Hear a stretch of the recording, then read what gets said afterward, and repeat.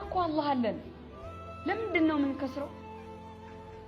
እኛ እኮ የነብዩ መሐመድ ሰለላሁ ዐለይሂ ወሰለም ኡመቶች ነን። ለምንድነው ማናስተውለው? ለኛ እኮ ጀነት አለን። ጀነት ለምንድነው ማናገናዝበው? መመሳሰልን ምን አመጣው?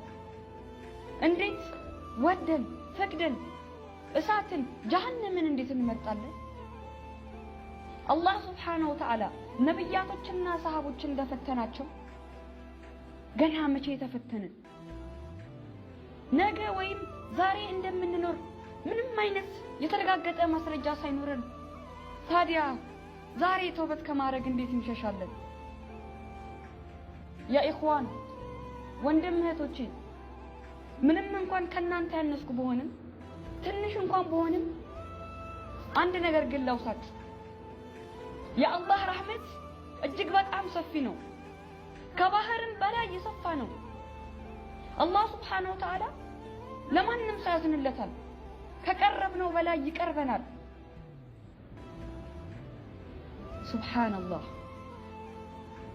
ነገር ግን አላህ ሱብሓነሁ ወተዓላ በስራችን ከተቆጣብን ግን ወንድም እህቶቼ የአላህ ቁጣ ከባድ ነው። አላህ ከሚቆጣባቸው ባሮች ሳይሆን አላህ ሱብሓነሁ ወተዓላ ከሚወዳቸው ከሚያዝንላቸው ባሮች አላህ ያድርገን። አሚን። ለእኛ እኮ አላህ አለን። ለምንድነው የምንከስረው? እኛ እኮ የነብዩ መሐመድ ሰለላሁ ዐለይሂ ወሰለም ኡመቶች ነን። ለምንድነው ማናስተውለው? ለእኛ እኮ ጀነት አለን። ጀነት ለምንድነው ማናገናዝበው? መመሳሰልን ምን አመጣው? እንዴት ወደን ፈቅደን እሳትን ጀሃነምን እንዴት እንመርጣለን? አላህ ሱብሓነሁ ወተዓላ ነቢያቶችና ሰሃቦችን እንደፈተናቸው ገና መቼ ተፈተንን?